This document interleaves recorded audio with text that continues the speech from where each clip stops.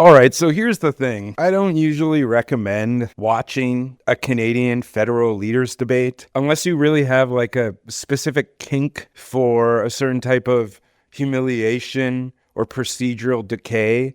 And if that's the case, like, that's totally fine. But these two debates, the French debate, the English debate on the Wednesday and Thursday night, totally different. Not because it was good, but because it was accidentally just a great honest reflection of what this entire election represents. What we got wasn't a real robust marketplace of ideas or even a clever bit of political theater. It was a tense, chaotic, poorly moderated simulation of exactly what Canadian politics is. A group of people, mostly dominated by men, one pretending not to be a banker, one pretending not to be a cop, one pretending to be a leftist, and then one trying to drag Quebec back to 1995. These four guys stood on the stage and tried to convince a deeply alienated country that they represent a better future. And this debate wasn't just a campaign pit stop. It was very much, like I said, a microcosm of Canada's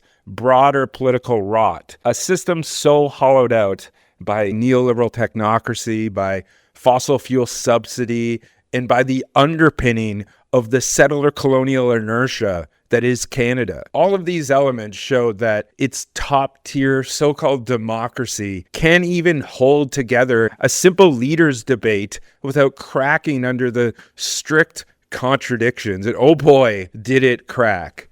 These two nights were supposed to showcase leadership, but what we saw was kind of a role play, a pantomime of governance. You had Mark Carney, the smooth-talking ex-central banker, trying to act like he hasn't spent most of his life gently steering capital into safe harbors. You had Pierre Poilievre, the discount Orban cosplay, doing the fake populist thing where he blames elites while name-dropping Galen Weston. And then Jagmeet Singh, the I'm just a scrappy guy routine, dialed up all the way to 11, was basically just trying to punch his way out of irrelevance. And then Yves Monché, Quebec's favorite self-appointed translator of nationalism that is used for federal leverage, did a great job, at least in the French debate, to really center the point of how, most of federal politics in Canada has to go through Quebec. But the real kicker of this was, even though this debate covered tariffs, the cost of living, crime, climate, and overall leadership in times of crisis,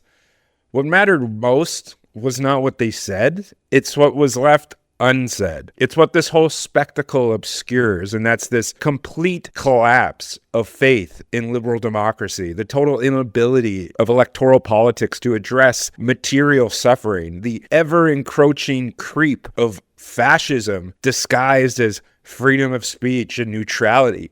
And the most telling part about all this, it's not just the talking points, it was what happened after the debate on Wednesday. The post-debate scrum on Wednesday night after the French debate was just a complete circus, just absolutely deplorable. And then the post-debate media scrum on Thursday night after the English debate was canceled. And it was canceled because right-wing freaks posing as journalists, Rebel News, True North, and I think Juno Media, the usual gang of these crypto-fascist psychos, showed up and overwhelmed the Q&A, not just because of their own volition, but also because of the debate consortium just allowing it to happen. And it completely turned the thing into a circus. And instead of kicking them out, the debate commission folded and cited security concerns, which, in my opinion, is obviously better than allowing them the floor, because what they had said on Wednesday night, and we'll get into it, was just absolutely disgraceful. And again, it's just a perfect encapsulation of where we're at in Canada. These liberal institutions that are too cowardly to draw a line against actual bad faith actors, too neutered by legal precedent and political cowardice to let the difference between free speech and tactical disinformation and crypto-fascism be blurred. And so today I'm going to try to unpack all of this, not just what happened on the debate stage, but what it all represented, the selective framing of these issues, the uneven power dynamics, the cynical media chaos, the moral cowardice of the CBC, and also how Hockey Night in Canada very much managed to retain more national coherence than anything our electoral process could ever achieve. Because This isn't just about who wins on April 28th. It's about how the machine keeps turning even when all the gears are completely stripped. It's about how this illusion of choice gets manufactured. It's about how politics has become a ritual, not just a means of control, not just a tool of social engineering, but it's a ritual that demands our submission. This was a clown funeral, fake as a widow's smile, all for a dying political class and a dying professional managerial class that is sitting here and observing it, which includes me. All right. So I'm here. I'm going to try to just dig through the ashes and see what's left smoldering beneath. It's another episode covering Canada's federal election. Let's go. Canada is a major oil and gas producing country. Canada is a major oil and gas producing country. Canada is a major oil and gas producing country. Canada is a major oil and gas producing company. Canada is a major oil and gas producing country. Canada is a major oil and gas producing company. All right, so let's talk about the actual ritual itself. The debate stage, the format, the moderator, the four men pretending that they have any agency in a country that's run mostly by inertia and various lobbying groups, resource extraction, and obviously oil and gas. The setting was Maison Radio Canada in Montreal, a building that has the same kind of haunted aura as the shuttered Sears that neoliberalism has created. Steve Paikin on Thursday night, veteran bootlicker from TVO, professional Canadian neutral man. He was the guy that was tapped to moderate for the English language debate on Thursday night. Patrice Waugh was the debate moderator on Wednesday night. I would probably say that Patrice Waugh did a much better job, even though he was also just very slimy in the way he was doing it as well. Their job supposedly was to wrangle the four candidates and steer them through what was essentially 5 core themes: tariffs, trade, affordability, public safety, energy, and climate. And then also at the end, leadership in times of crisis. So like in practice, it was pretty much like watching someone try to host a roundtable while 4 separate guests tried to hijack the mic, because it wasn't really a roundtable. It was a federal election leader debate. I feel like on Wednesday night, the moderator had much more control over it, but Paikin was very much just running it like it was a 6 o'clock roundtable on TVO. And it really, because of that, it really gave a platform for Mark Carney, the technocrat messiah, that you could see that Paikin was just pretty much glazing. He was very much on board and wanted to hear everything that Carney was saying and gave him the floor as much as possible. He got the most time, and it obviously was not an accident, very much a pattern. The numbers, if you looked at the numbers, it looked like Jagmeet Singh had about 10 minutes less speaking time on Thursday night. I think it was about 4 minutes on Wednesday, but like egregious difference of time on Thursday night. And the way in which Paikin was just not giving the floor, not giving an equal chance for everyone to speak on these things. It was very telling as the debate continued. Obviously, social media caught it too. You saw there was a whole bunch of people on Twitter and X and Threads and whatever going ablaze with people talking about the interruption and the speaking times. Essentially, Carney got the director's cut, Singh got the TikTok version. So let's get down to the political talking points. I feel like Carney, he really approached this stage like a man who'd been prepped by both a PR team and like a crisis management team, and it really showed. He spoke in these smooth, rounded sentences like a man that was explaining mortgage rates and corporate taxes to a fucking golden retriever. And his core message was just like, trust me, it's very complicated. You might not get it. I get it. I'm a grown up here. We'll get there. And his vibe with, and U.S. tariffs, he very much had, I think one of his talking line was, quote, "We need to accept that our trading relationship with the United States has fundamentally changed under Donald Trump. We must diversify our partnerships." And that translation, something I've been talking about a lot, the American empire is crumbling, and I've got a spreadsheet for that. I've got a way to integrate us with a new multipolar world, and this is why I'm the guy to do it. Mark Carney very much also invoked the economic resilience idea like it was a religious chant. Singh pressed him on this in regards to his connection with Brookfield Asset Management and the cancellation of capital gains tax. Carney dodged it like someone who'd been told, don't touch the rich guy stuff. And it's clear, like his leadership style is pure technocratic sedation. It's like governance with the edges sanded off, smooth, calming, willing to take criticism if it's in good faith, and then try to build a common. It's very Obama.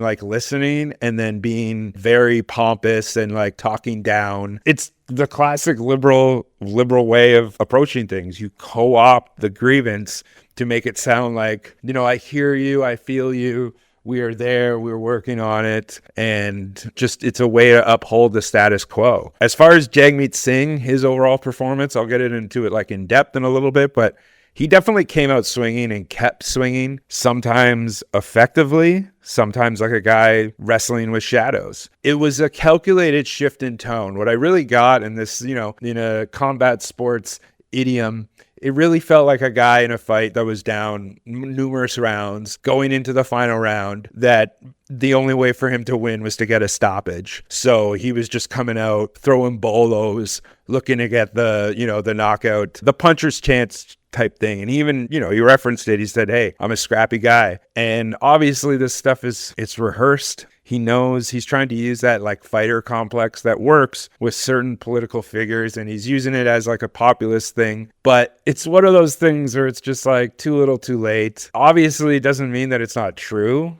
Like, I feel like he does manage to like throw his weight around. But again, it's just like it's too little too late. He did challenge Carney, and he had one line, and it was one of the few moments that really cut through that PMC managerial haze. He also went after Polyev, particularly on climate and crime.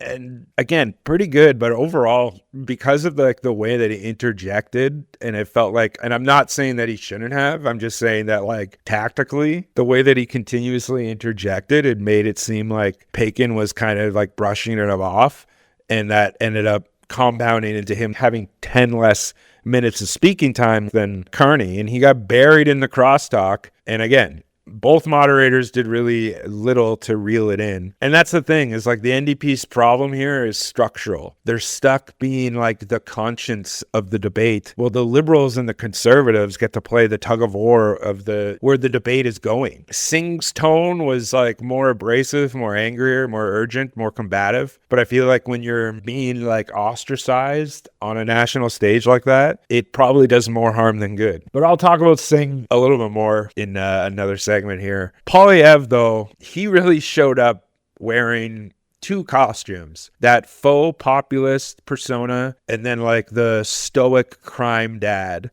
He really leaned into the anger bit, but not in a way that felt like authentic, I'll say. Like it was seething resentment of someone who really knows that he doesn't need to win the argument. He just needs to like present this like a certain vibe. And that was really what he was doing, talking about foreign students protesting Israel and things like that. One of the funny things that he said here was, he said, fellow Canadians, the last 10 years has been about the Liberals.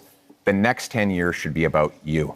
And it was like a split screen. The other person on screen was Carney, and he gestured, and it just seemed like it was a perfect, like, the last 10 years were about the Liberals, the next 10 years are going to be about you, in reference to Mark Carney. And I feel like Pierre Poilievre has no one to blame but himself for that being the case. It's very much just like a vague platitude, enough to sound very empowering, but hollow enough to be completely meaningless. It was just a flub. Not to mention when he was pressed on his security clearance, it sounded like he said, if I got my security clearance, then I would be gay. Secret security clearance briefings that I would be gagged. But among all of that, he also rolled out his classic hits: deregulation, pipelines, the war on the woke mob. He promised the 3 strikes law, life sentences for multiple murderers, the use of the notwithstanding clause to push it through, which is very much like openly saying he wants to weaponize the Constitution against the Charter, but has a smirk on his face when he says it. And the funny thing too is when he tried to be empathetic, it felt like that he's being like coaxed into facial expressions. Like he's reading like cues on his facial expressions from fucking cue cards. Like there was a moment where he tried to seem relatable, and he's just one of the most unlikable people you could ever imagine. And just like, he's so disingenuous because of like the political persona that he puts forward. And then when he tries to act empathetic, it looks so, even for people, like even for conservatives, it just seems so put on. And then the only time that he seems even remotely relatable to moderates is when he takes off like the veneer of the attack dog and tries to relate to the rest of the leaders on the stage. And it just really shows him to be easily one of the most unlikable political characters in Canadian history. And I firmly believe that. Like he tries to present those like human moments when he essentially is just breaking character to banter with Pakin or banter with Carney or just to like gesture in a friendly way. And it seemed like just so fake, mostly just trying to be folksy, but in like a mean way. And then there was Francois Blanchet playing the hit, Quebec identity, Quebec autonomy, Quebec grievance, used the word Quebec so many times as he should, as God intended, talking about on trade, Quebec needs its own leverage. He's so funny because like the way in which he presents anything that could be seen as progressive, it needs to be through the veneer of Quebec nationalism. So for every like good thing he says 3 or 4 bad things. Like Quebec needs to be have its own leverage in trade, but then also we need to have our own autonomy as far as how we're going to deal with immigrants or our selection of immigrants and what type of people we want, which is just inherently Eurocentric, overtly ethno-nationalist. Quebec says no to pipelines, but then he's also like staunchly against nuclear power. He's just absurd. But I'll say it, another thing that he said, he was the only leader to directly address the genocide in Gaza and then immediately pivoted to Islamophobia in Quebec in the same breath. Mr. Blanchet? It's a very unique situation. In Canada and in Quebec, the Jewish community is victims of radical Islamists. Palestinians are currently victims of terrible violence from the Israeli regime. We have to help people in distress. There and elsewhere, it's the best way to have international aid that is not military. We need to allow people to live happily where they live. And Palestine will not become Mar-a-Lago for Americans that just want to chill on the coast. Like the gymnastics are like impressive. It's such a diplomatic tightrope walk that he somehow manages to say everything and nothing all at the same time. And it's like he's operating on this nationalist autopilot. Every issue gets rerouted through the same lens of like Quebec as a nation, Ottawa as an obstacle, which like I feel it does have good elements to it, and it can bring about like a higher intelligentsia in like a dialectic of materialism type way. But the way that he uses it to create radical centrism, where he picks things from a left standpoint to use, and then he picks things from a right-wing standpoint to use, and the way that he unites them is under the guise of Quebec nationalism. And it's savvy, but it's very slimy as well. And just to talk about the host, especially, more people definitely watched, at least more people my audience watched the English language debate. And like, I think Steve Pakin is just an absolute ghoul. With that said, obviously moderating a debate of these stakes is obviously hard, especially when you got 4 men who are trying to win sound bites for different platforms and talking points. But this was just horrible. Like, he didn't reinforce the time limits consistently in any way. He let Poilievre interrupt Singh repeatedly. He failed to really challenge any type of vague talking points or circle back on contradictions. He said beforehand that he wanted to be like a hockey referee, invisible but in control. But instead, he was mostly just invisible unless he was just being used as like a folksy prop to Carney or Poilievre, or with Blanchet being like, you're not respecting me. And there was one particularly telling moment where Singh was trying to finish a point on housing while Poilievre jumped in with a zinger. And Pakin didn't step in or do anything, and it forced Singh visibly shrugged it off and backed down. And again, that's not moderation. That's basically just abdication. And that's the broader point here. These debates are not structured for fairness. They're structured for incumbency, for performance, for theatrics. And the moderators, whether they meant to or not, they became a part of that structure. And it's very funny because if you look at the way that it worked as far as the time. It's a great representation of like the seat count almost, where like Carney has a large split with the Conservatives, Blanchet with a little bit less, and then the NDP with the least. And then, the Greens not even on the screen.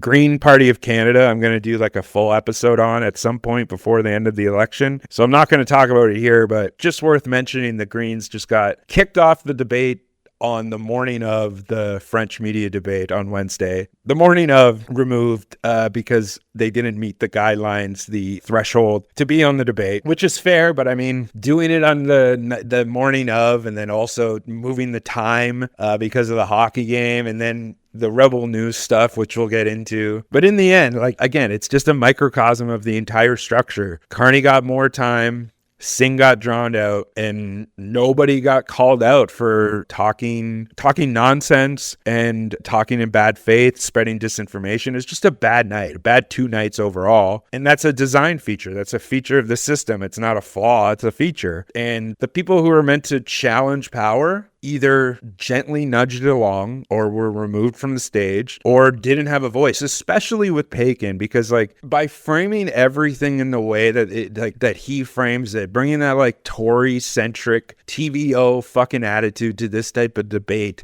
it really just silences any type of justified, principled left point. And he did a great job of that. It's just a classic. I'm pretty sure Pakin's brother is a PC, and I'm pretty sure, his son is involved politically. He's very much a political operative, like posing as a media guy, very much like a classic Tory. And obviously, the Patrice Waugh on Wednesday, I would say a partisan, but more a Legault type partisan. So the bias didn't really come out as much. Obviously with Singh, it came out quite a bit. I also thought it was funny how Pakin kind of called out Polyev. It was one of the only times where he pressed anybody on anything was about Ukraine. And again, it's just so funny. It just shows the lack of character. They're just imposing their ideology or their views into the debate rather than like trying to uphold the integrity of the debate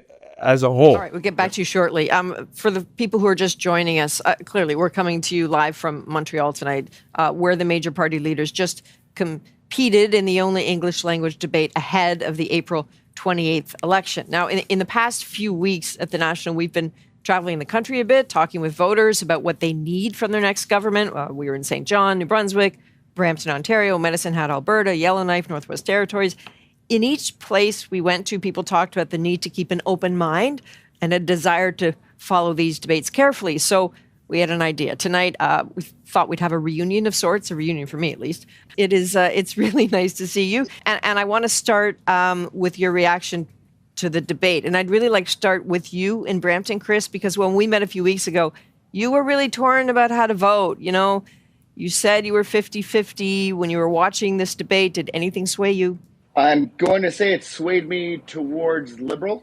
I think I heard everything I wanted to hear. The Liberal Party didn't answer every question properly, I guess. Pierre Poilievre was going on about change. I think people have heard that so much. I honestly think people want that. I want that too. But I don't think he's the right person. I think Carney is very smart. I think he said the right things. I think he didn't speak not because he didn't have answers. I think he didn't speak because I think he was almost judging everybody else on their answers that everybody else wants to hear. The French guy, I don't even know why he was there. Okay. Well, he's there because he meets the criteria. But he's not there because he meets the criteria. At least he was smart. No, but it's about percentage. It's about having sitting MPs, and it's about percentage of in the poll. So he meets 2 of the 3 criteria. It's like why the Greens weren't there, because they didn't meet, according to the commission. Okay, I get that. Okay. The criteria. So let's get into the actual substance of this debate, or at least the appearance of substance that each leader tried to slap onto their campaign costume. If the last part was about the performance, This is more about the script, about like what the actors said, what they dodged, and what they completely edited out entirely. The debate was structured around the 5 main themes, each meant to reflect the real lived concerns of Canadians. But in typical federal theater fashion, these issues were contorted through a very narrow, centrist Overton window where every question got treated like a business case study, and every answer sounded like it was run through a stakeholder management seminar. Every answer was very much think tanked. The segment on tariffs and trade really much should have been a layup for nuance, but instead it played like 3 different flavors of posturing and one regionalist, which, don't get me wrong, I'm in no way against the Bloc Québécois participating. I think that's the way that the makeup of the politics in Canada works. If you don't understand that, you just simply don't understand the history of Canadian politics. And it's so funny too, because there was somebody on the CBC after the debate that they interviewed who said they didn't understand why Blanchet was even involved in the interview. And it's just like, it's so funny. I hear people saying just a fundamental misunderstanding of how Canada works. This idea of like each province having its own autonomy and this debate coming up with the French language and things like that. It's just so funny how people in other provinces see Quebec and how Quebec has autonomy and thinks that every other province also has the same autonomy, when that's, again, fundamentally not how it works. Quebec has its own legal system, its own charter. Every other province is governed by the Canada Charter. Quebec was granted its own legal system, the Civil Code, when it was brought into Canada Confederation in 1867. Quebec created its own charter in 1976 before the Canada Constitution Act was signed in 1982. So Quebec is a bijudicial nation within a nation. If we're like, I'm not even a Quebec nationalist. It's just, that's the history. No other province has those things. No other province has the legislative and the legal framework to have its own autonomy. With that said, like, there was very much an element of this where it was very much, because of the tone was turned down, it very much seemed just like a television segment, right? That didn't have like an actual debate. It seemed more made for TV than made for civic engagement. Carney really positioned himself again as like, I'm the grown-up in the room, trying to convince the viewers that the Liberals were the ones who were best equipped to manage the fallout of another Trump term. Carney said, the world has changed. We need partners who can handle the volatility. And that we that he's saying, is doing a lot of heavy lifting, because he's mostly referring to financial institutions, corporate exporters, and obviously his friends at Brookfield Asset Management. Poilievre predictably took the low road, calling Canada weak under Liberal leadership and trying to trade stagnation to his favorite punching bag, high taxes, carbon pricing, and what he calls the anti-energy agenda. He trotted out pipelines basically as the magic bullet for everything from inflation to the question of national unity. And then Singh played the outsider card. He called Trump's economic policies a betrayal and advocated for economic independence through social spending. It was a rare attempt at framing trade through the lens of working class struggle, but it was totally buried under Carney and Poilievre's pissing match. And then Blanchet, always eager to represent Quebec in the way that he should, condemned the Liberal Party for ignoring Quebec's lumber and dairy industries and very much continued to demand Quebec autonomy. In this instance, what we had in respect to the trade war talk and tariffs, it was much more everyone seemed to be shooting in different ways on Trump as opposed to like debating each other. The real meat and potatoes section for a core element of voters, or at least what it should have been, was once again the kitchen table talk, right, of affordable housing. Because Poilievre went in hard describing a housing hellscape where Canadians can't even dream of home ownership. But his solution is sell off federal land, cut red tape, and flood the market with new builds. That's just going to increase the cost of a house, because all those new builds are going to be bought up by foreign investment. It's libertarian monopoly logic, essentially, and it's just build more and hope that it trickles down, when essentially it's not 1950 anymore. That's not how it works. And Carney responded with a bloodless PowerPoint vibe. He touted modular construction incentives, private sector coordination and the targeted tax breaks for developers. Very funny considering that Brookfield also has investment in the modular housing sector. And then Singh, I feel like one of his best moments here, he channeled actual anger towards corporate landlords and price gougers and the pharmaceutical lobby. He proposed price caps on essentials and a ban on corporate landlords, which is like, here, man. But again, the most bold ideas that he had here were framed as moral appeals rather than any type of strategic imperative, which made them very much easy to brush aside, ignore, or again, just see him as like a pie in the sky idea. And then Blanchet, you guessed it, more Quebec exceptionalism, as he should, very much emphasized like the tax reform thing to benefit seniors and called for measures tailored to the Quebec specific demographics, which is always just a backdoor way of pushing ethno-nationalism. The gloves really came off in regards to public safety. That's very much where the fascist dog whistle started. Polyev clearly trying to own the law and order lane, the blood and soil type right wingers, pledging to introduce a 3-strike rule, imposing life sentences for multiple murderers, and using the notwithstanding clause to override the Supreme Court if necessary. And he painted a picture of Canada, particularly Toronto and Vancouver, as a dystopian wasteland where repeat offenders run free because the Liberals just allow it. Carney pushed back. He called Poilievre's plan a direct threat to the Charter and then tried to meet him halfway with pledges for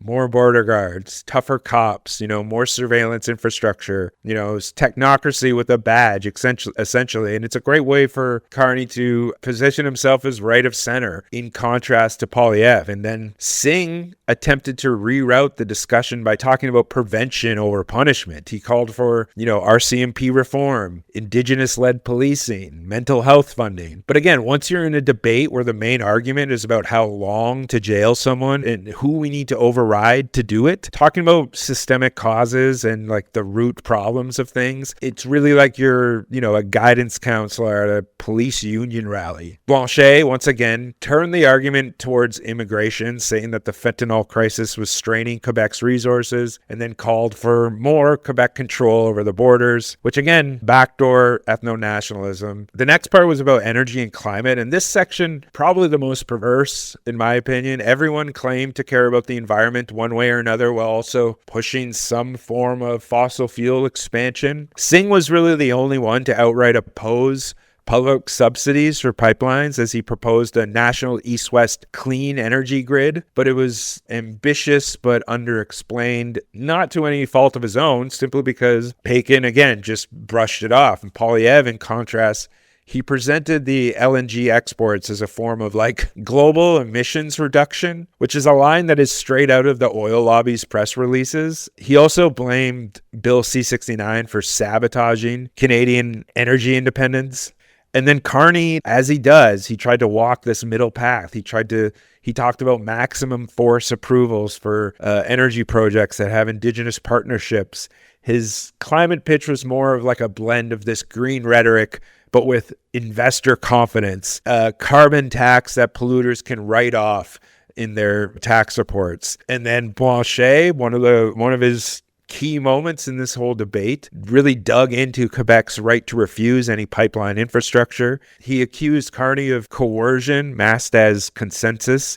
And if there was a drinking game or a hydration game for Blanchet saying Quebec deserves blank, we'd all be under the table by now. And again, it's just so funny how everything that he says, everything that he frames, anything that he frames that is progressive is through the lens of Quebec nationalism. So it becomes more and more irredeemable the more that he talks. And it's the classic Quebec being right for the wrong reasons. And it's the way that it is. And this is my view, right? Absolutely not an endorsement of the Bloc in any way. But my view is that in the current dynamic, because of the conditions and the cynical nature of our politics, if we have to get progressive views from places that are not actually progressive, but they're in this unintentional way to gain popular support, that's what we have to hold on to, because that's, in an ideal world, of course we would have political figures that were talking about principled things for the right reasons, but we don't live in that world. We live in this one, and we live in this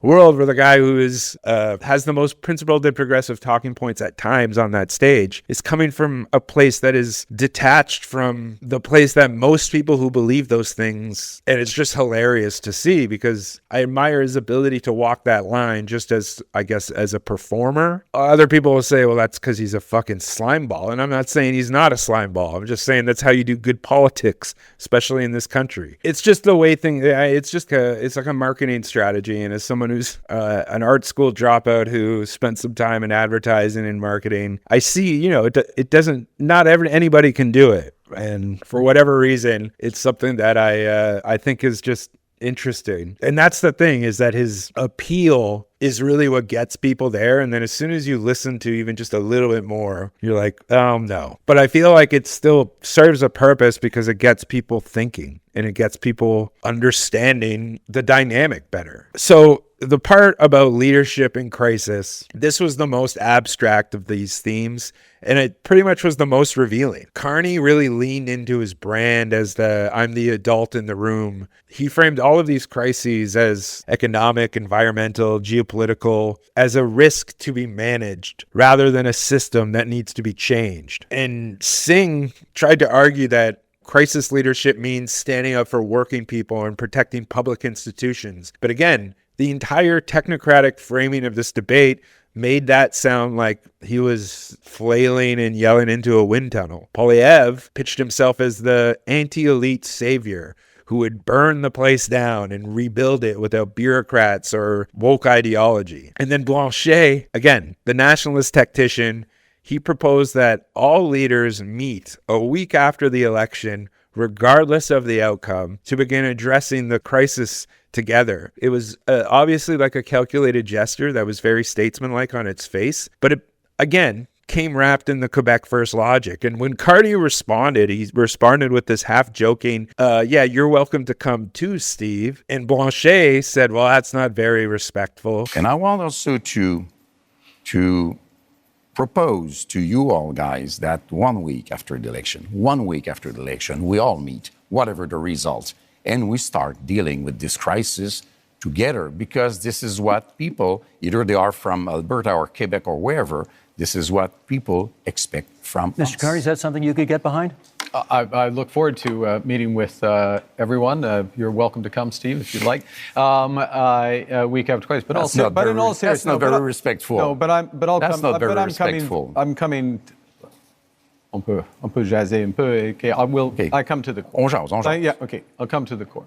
Look, it was weird because it was definitely a bad move for Carney, and he realized it because he basically said, I'll come in French to him. In what looked like a call to unity from Blanchet, quickly exposed the tension between federal leadership and Quebec autonomy. And that's the thing for Blanchet, Quebec's status as a quote-unquote nation, it means that it shouldn't just be invited to the table. It should be setting its own agenda. And in a crisis, the Bloc's answer isn't a collective governance. It's a strategic distancing, which it might not be best for Canada, but it's best for Quebec, and that's his job. So I feel like people just fundamentally don't understand that. And again, not an endorsement. I'm just trying to explain the dynamic so people can understand it more, rather than just saying like, why is this fucking Quebecer on the stage? But yeah, that's him just being savvy in his politics. And then the big story about all this was so much of what was not said. The loudest part of the night was the silence. I feel like Indigenous issues were talked about, but in a very passing way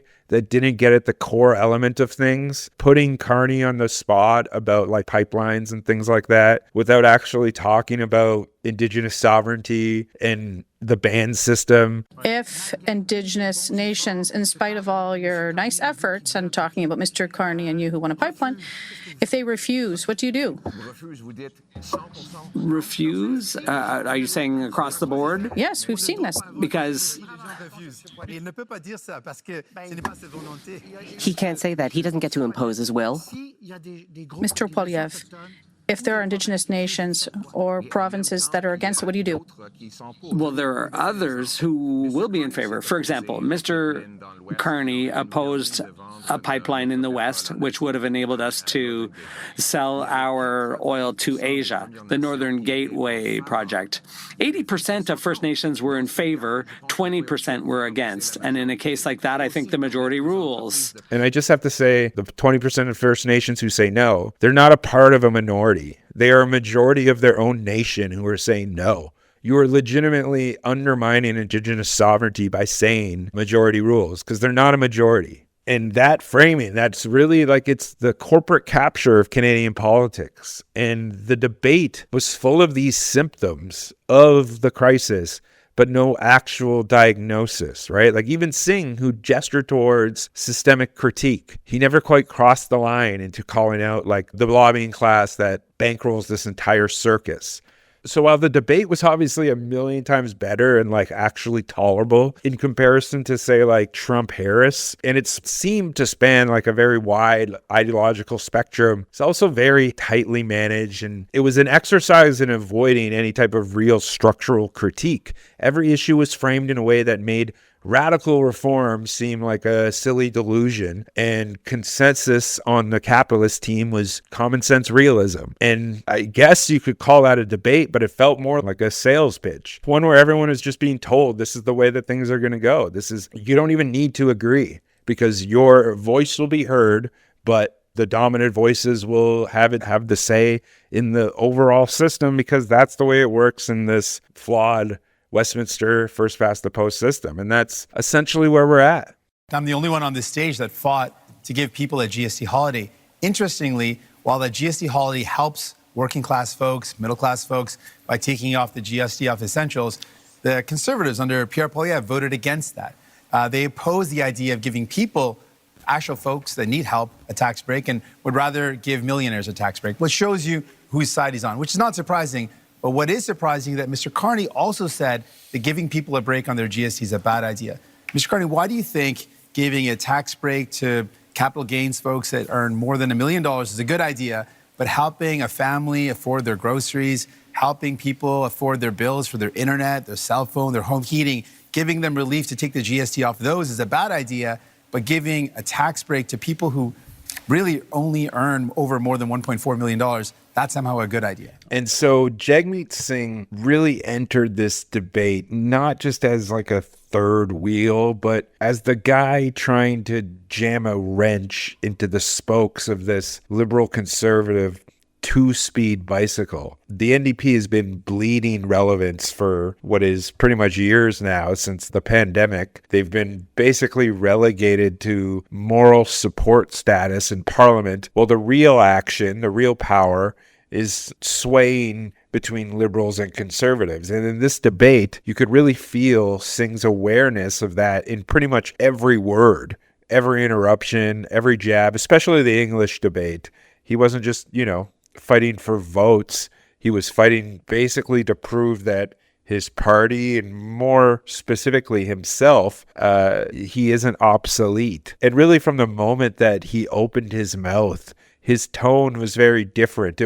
He wasn't offering consolation. This was a version of Singh that was frustrated, cornered, and very clearly attempting to shift the energy and kind of swing the momentum. And just to go back to combat sports, because I feel like it's just very much a perfect analogy, it just, again, remind me of somebody in a fight down multiple rounds, needs a KO to win, showing, determination and showing what it takes to survive, but not doing what it takes to be successful. Like, he managed to cut in, challenge, play offense, and in doing so, he was really determined to cut in, hold space, play offense. And in doing so, he finally did what many on the left in Canada have basically been begging him to do for years now, to go after the real enemies, to identify the real enemies instead of letting decorum get in the way of clarity. And in combat sports, in the situation that I'm talking about, when someone's just getting brakes beaten off of them, what you'll always hear the commentators say is like, oh,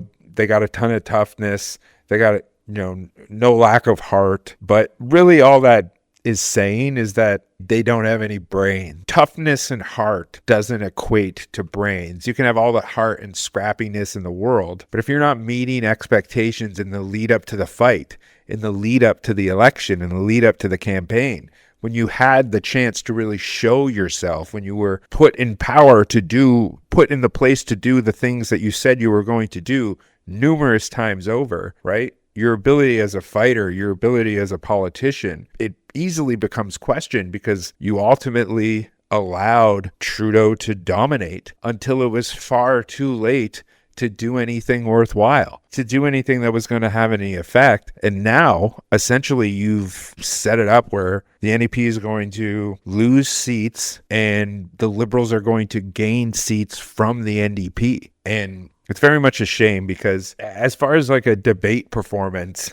Singh's rhetorical targets were very clear. Mark Carney, the Liberal technocrat, moonwalking out of the shadow of Bay Street and straight into Justin Trudeau's throne. Pierre Poilievre, the self-styled man of the people who built his brand, yelling into his phone about gatekeepers. And for Singh, he very much knew that this moment wouldn't last long, so he swung and he swung big. And that's the core of Singh's approach in this debate. In both of these debates, I felt like very much drawing a line from the typical kitchen table type of politics to a more, combative brand of politics, trying to remind Canadians that, the Liberals tinker and the Conservatives have their grievances. The NDP's pitch, it should always be based on people's material conditions. And that's not always the case.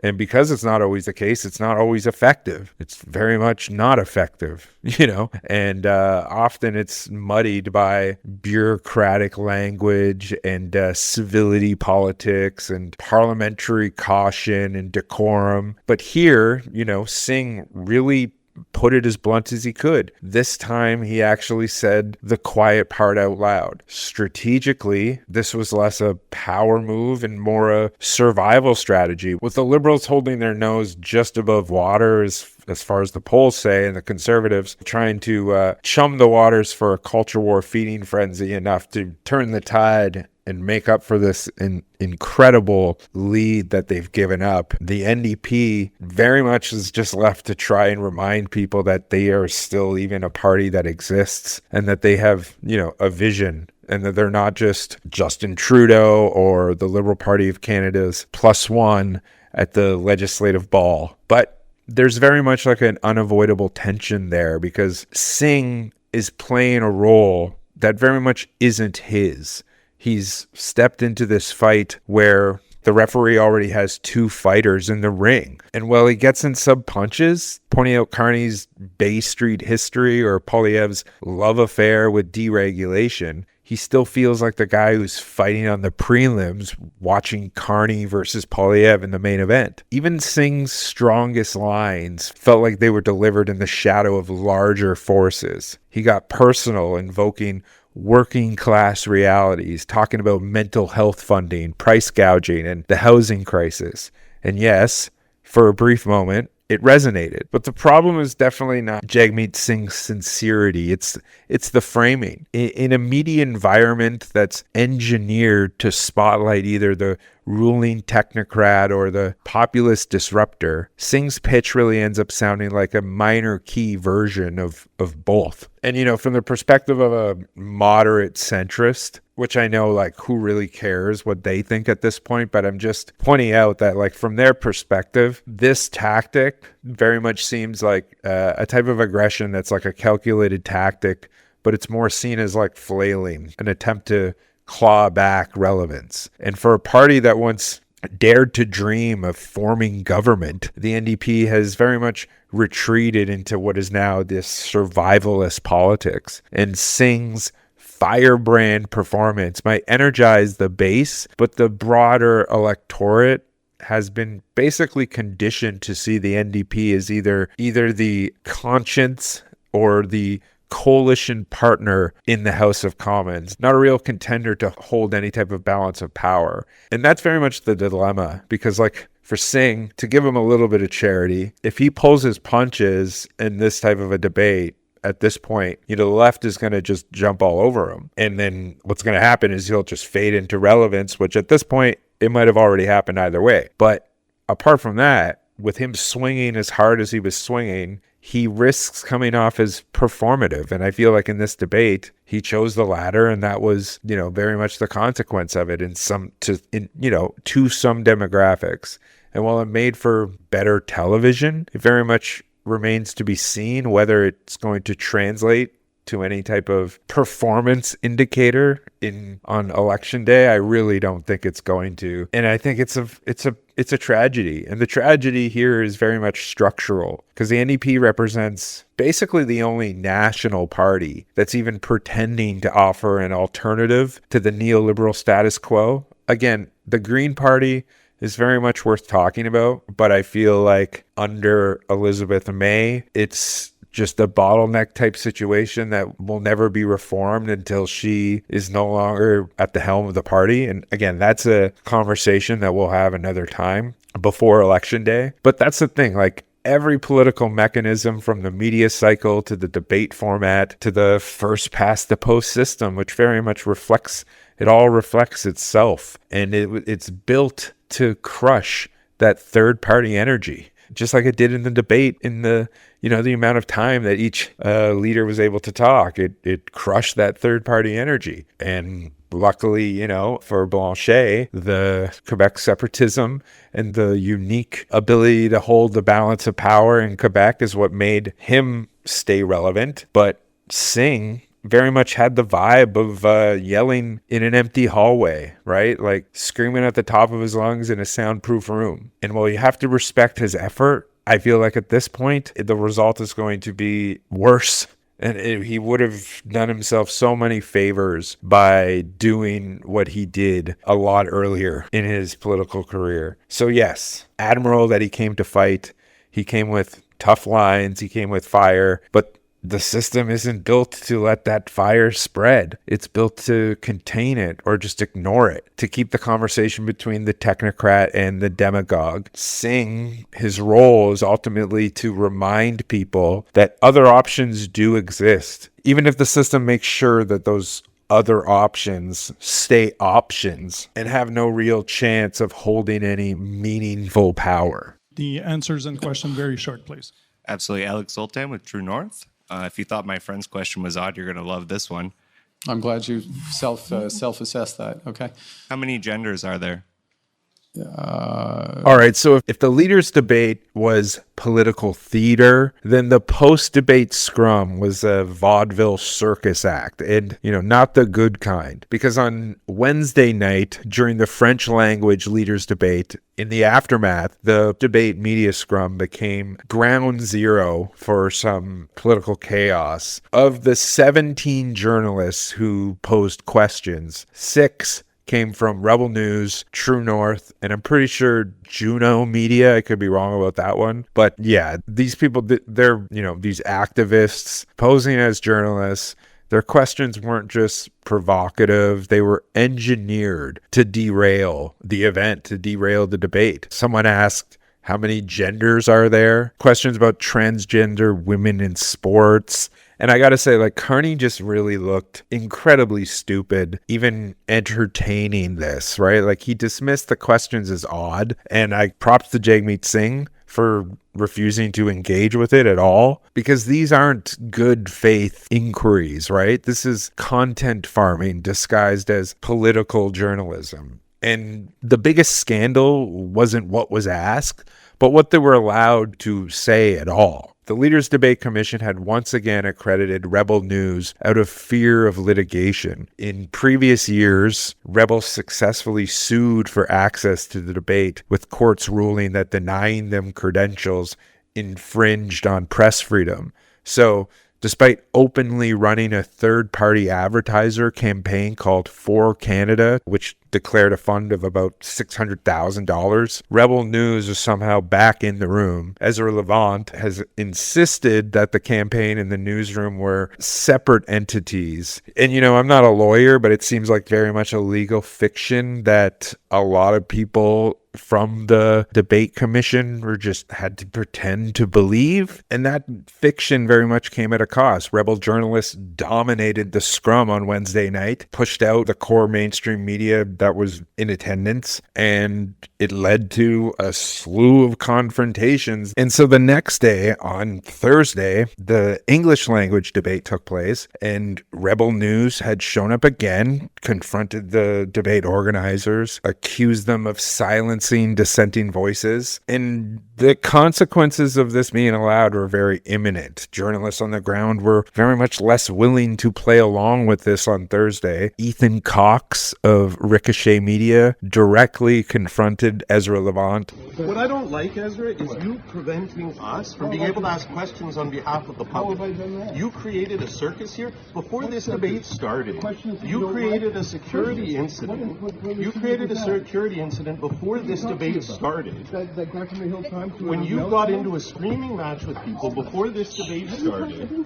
And then also Stuart Benson of the Hill Times very much pressed Levant about the blurred lines between Rebel News and the For Canada campaign. When did the CBC get more questions? Yes, after they had already told it to you because you threatened to sue. I'm not. Because you're like, don't you have a third-party advertising truck that don't take care of? How much did you spend on third-party advertising this election? Between Rebel News and For Canada, companies you own both of, how much money have you spent to influence this election? I'm assuming in favor of conservatives. How much have you spent? Like, you're a journalist, you must be honest. So, Rebel News Limited, you set up and registered under Elections Canada. Everyone else, you can go to Elections Canada right now. Every third party is registered. Search Rebel News For Canada, and you will see clear as day Ezra Levant as the owner of both of those companies. He has third-party advertising trucks driving around this venue right now. It's owned by Rebel. It's owned by you. Sorry. The truck is For Canada, which is owned by you, which is separate from Rebel News, which is also owned by you. You want me to pull up the website? I go one by one. Control your emotions. So, I'm just enunciating. You're out of control. Speaking quietly doesn't make your things any less bullshit. You're completely out of control emotionally. And your facts are completely wrong. All right, let's go. What's your name? What's your name? You're suddenly shy. No, I'm Googling. You're Googling your name? Tell us who you are, tough guy. Stuart Benson, Hill Times. Stuart Benson, well, you're a disgrace to the Hill Times. And your facts are wrong. You're a disgrace to journalism, buddy. Shut up. So there was just a bunch of confrontation. Ezra Levant himself reportedly tried to disrupt the live CBC broadcast. Yeah. Ezra Levant here. How you doing? How you doing? I'm live on the air. Okay, well, come to reflect. I'm live on the air. Like, I don't interrupt your broadcast, and ask you not to interrupt mine. So I come back and you want to get involved? I'm live on the air. You defame me on TV. I'm live on the air. We're going to ask you to please respect our broadcast. Okay, can I come back on and rebut some? I am live on the air. I think we have to correct something you said. Bob, I'm going to come to you on this. Here's what's going on here. To my left, there's the room there where the media is gathered. It's where they can watch the debates. This is where the scrums are happening with the leaders. There was some sort of an altercation inside there in the last little while involving Ezra Levant, who is the head of Rebel News, and other journalists. Michel Cormier has escorted Ezra Levant out. His credentials, we believe, has been revoked. earlier in this program, you might have seen sort of some glitchy video playing because we had to go to tape because Mr. Levent and his people came over with cameras rolling and tried to interrupt this broadcast, which is something journalists do to other journalists, I guess. But again, by this time, nobody was willing to say anything. Like nobody from the CBC or the debate commission was willing to say anything until everyone else had said something. And so the damage was already done. Levent denied any wrongdoing, deflected, refused to take any accountability. And then meanwhile, the mainstream media outlets failed to very much address this. The debate commission, basically just hoping to avoid a repeat of Wednesday night, just canceled the post-debate media scrum entirely, citing security concerns, which the reality was basically that the commission chose to fold and pull the plug rather than face another public meltdown. I'm Michel Cormier, the Executive Director of the Leaders Debates Commission,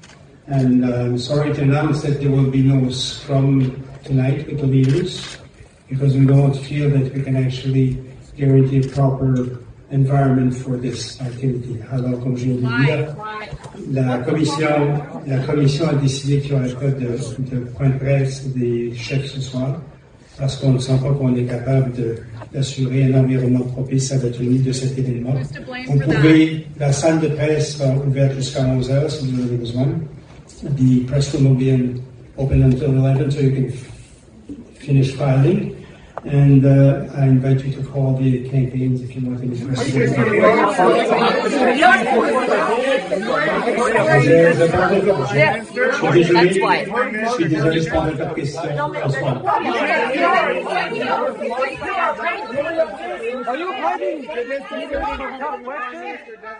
Meanwhile, the CBC completely failed to address these confrontations, address the reason why there wasn't any Q&A session after with the media. And Jagmeet Singh held like an impromptu press conference elsewhere. Carney, Poilievre, and Blanchet opted to just not do it. And that's the thing, is like the CBC's post-debate broadcast, which was broadcasted outside of Maison de Radio Canada, they showed visible police presence as they came on the air, but said nothing. No explanation was given. No context was provided. The public was left to guess what had happened. Hello again from Montreal, and welcome again to our special coverage after the English language debate, the final debate before voters have their say in this election. And thanks for joining us. I'm Adrienne Arsenault. That building right behind me is the Maison de Radio Canada. Inside is where the leaders just faced off.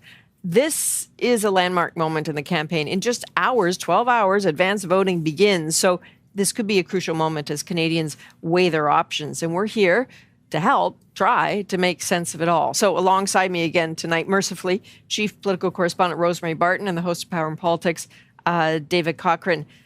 So we just had a gander at that, 2 hours. What did you think? In basically like the next segment, like 9 to 12 minutes later, they issued a statement blaming the commission and deflecting any type of responsibility. But even if the commission made the call, the CBC had every opportunity to report what was happening. So as you may recall from last night, after the French debate, there were scrums that happened afterwards. We are hearing from the debate commission that the scrums tonight have been canceled. And that's the thing, is that impartiality is what allowed this to take place. And because they didn't, and because they remained impartial in these moments, it's not just a failure of their journalism, it's a complicity through omission. And this isn't just about one night. It exposes a system that is incapable of distinguishing between journalism and outright grift, and just revealed just how fragile liberal democracy and the rituals of this illusion of choice, and how it's all just become so reactionary and just filled with spectacle. Very much like Rebel News has mastered a playbook that is lifted straight out of the American right-wing media. Disrupt institutions, cry censorship, fundraise off the backlash, and rinse, wash, and repeat. They position themselves as the voice of the silenced majority, enjoying the privilege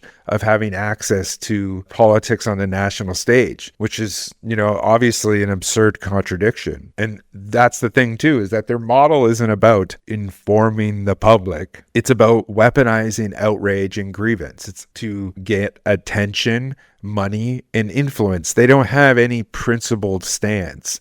They contradict themselves on a regular basis. And this tactic, the thing that they do and pass off as journalism, it doesn't just hurt journalism.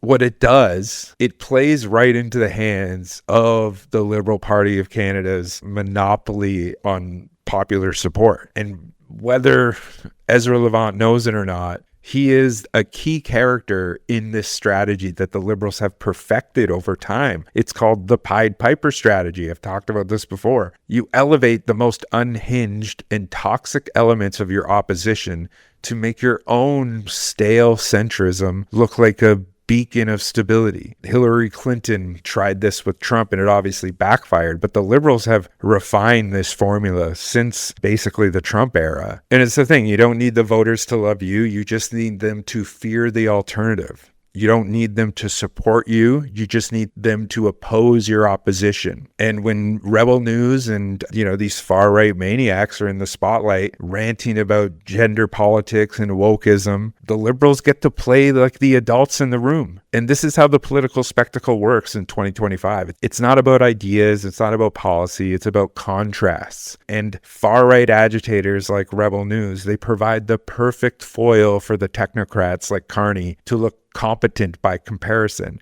And I gotta say, he definitely dropped the ball for that opportunity. But just because of the outrage of the media, it ends up benefiting them. Meanwhile, true material issues like Indigenous rights, ecological collapse, the climate crisis, and wealth disparity, it all gets buried beneath this reactionary circus.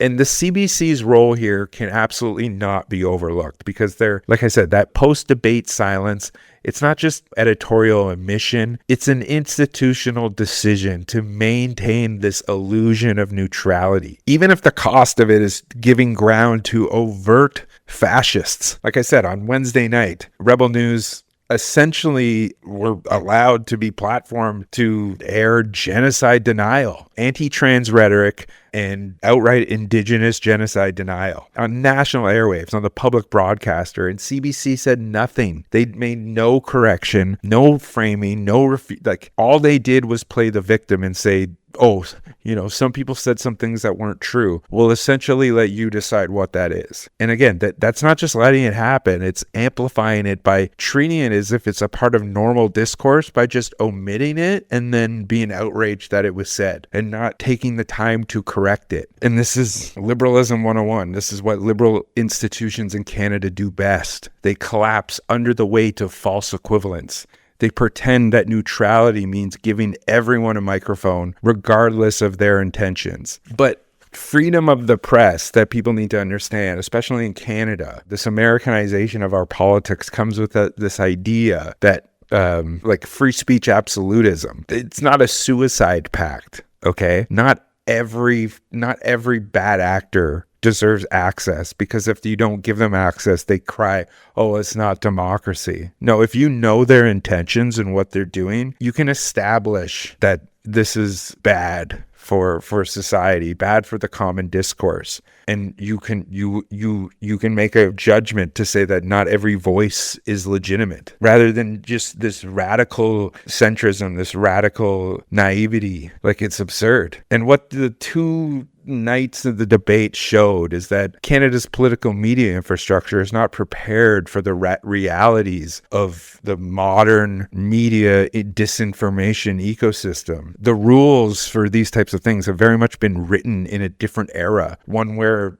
the worst case scenario was bad faith partisanship or, disorganized self-sabotage. Those rules are now being used against the very institutions that they were meant to protect, because of the ability to have a form of inefficiency, because everybody was acting on some type of goodwill. But now that goodwill has just been completely extracted because the lack of trust in the system. Everyone has the most cynical view of things. And I'm not saying that you shouldn't, because those are the times we live in. But if the government and the public broadcaster is just pretending that that's not the case, then we're just sleepwalking into a world that's going to be dominated by these fascist adjacent voices. And someone needs to come along and draw a line here. Otherwise, this is going to keep happening. Like this post-debate scrum that happened on Wednesday night. And what was supposed to happen on Thursday night, these moments that are meant to represent democratic transparency, they're just going to continue to be hijacked by these reactionary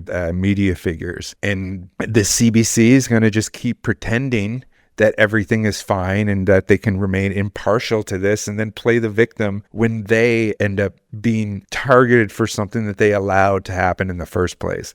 And in all of this, in all of the spectacle that this happens, in the end, who benefits? The Liberal Party of Canada benefits, and they reap the rewards. And the rest of us are left watching a democracy that looks like it's functioning, but it's very much just crumbling at the seams. And this wasn't just a complete clown show. It was absolutely emblematic of our political system. The question now is, who's going to be willing to say these things on the record? Who have actually like a platform enough for it to matter? Because people with Rebel News and organizations like that, the type of groups that operate and take part in frivolous litigation, they end up silencing people. And the people who have the power to essentially not be silenced, like the CBC, they sit in submission until, they sit and say nothing until everyone else has said something, and then they play the victim. It's just, it's absurd. It's absolutely absurd. Treya Humphrey with Rebel News. Your party takes great pride in standing against hate such as white supremacy, Islamophobia, and online. Sorry, I didn't get your outlet. Treya Humphrey with Rebel News. Okay. Your party. You know where I'm going to go with this, all right? Can I speak? Yeah, you can. I'm just going to say you know where I'm going to go with it, though. And so what all of this is a product and symptom of is basically what happens when institutions confuse neutrality with outright cowardice. The CBC didn't want to seem partisan. So instead of acknowledging the situation at hand and the actual power dynamics that were playing out of, these fascistic bad faith actors exploiting legal loopholes to disrupt the election debate, instead of just being forthcoming about it, they played dumb. They omitted it. And this, what is essentially an abdication of duty, it isn't a failure of any individual journalists, although it would be nice if, Rosie Barton or that fucking weasel, David Cochrane, had some type of agency and had some type of integrity as a journalist. When they hear, Indigenous genocide denial, that they correct it on their own volition rather than doing it after they're prompted by their producer, which I'm sure is what happened. But again, like I said, this isn't the doing or the failure of any individual journalist or anyone at the CBC. What it is a systemic feature. It's a symptom. It's not a flaw. And what it is the white settler consensus being distilled and permeated through the national broadcaster. Nowhere is this failure any clearer than when the CBC is faced directly with Indigenous genocide denial. Especially during the French debate on Wednesday night, a Rebel News reporter pushed the line that essentially that no bodies have ever been found at any residential school sites, which is really parroting the denialist rhetoric that has circulated since the Truth and Reconciliation Commission. And again, instead of immediately correcting or challenging this denial in real time, the CBC just sat back and said nothing. No pushback, no fact check, just essentially playing the victim. Mr. Cormier said that they couldn't guarantee a proper and safe environment for the media. That is because the commission allowed people who are not part of the media, who are right-wing activists, to come in that room and act as though they were members of the media. It made for a very fraught environment, and there were a number of conflicts that led to the fact that this is where we ended up tonight. Well, look, I don't want to litigate the specifics of it all, but I just want to say democracy is fragile, it's not guaranteed, and it has to be fought for and protected, not just on the big moments like leaders' debates, but on all the small moments in between. The rage farming that has gone into politics is corrosive, destructive, and toxic, and it is disrupting the norms and the values of civic virtue in this country. And it boiled over tonight. Temperature needs to come down. So I'm not going to play what was said because I gave you the gist of it, but I'm going to play their response to it. All right. Will you condemn the rise in acts of hate against Christians today and explain what your party will do moving forward to keep Christians safe from hate in Canada? Again, thank you, but I'm not going to respond to an organization that promotes misinformation and disinformation like Rebel News. So no, I'm not going to respond to your question. So that was NDP leader Jagmeet Singh. Up next will be Conservative leader Pierre Poilievre. But I think we have to sort of address the elephant in the room. How are these people chosen to answer these questions? And I don't know if either one of you have an answer for that, but I think there will be people at home saying, some of these seem like odd questions. Some of them aren't getting answered. How come we've heard so often from this one particular outlet? Any idea what's going on there? There's three right-wing, very right-wing media, we can call them media, websites that are present in there. They get in line to ask a question like anybody else. Their accreditation has been approved by the Commission of Debates, and so they get the right to stand in line and ask a question that they choose to ask. In this case, you saw Mr. Singh, and this has been his position for some time, to refuse to answer questions. Rebel News in particular traffics in misinformation, facts, lack of facts, and as you heard in that question, which was woven with some truth and some things that weren't true. Yes, there have been burnings of Christian Catholic churches.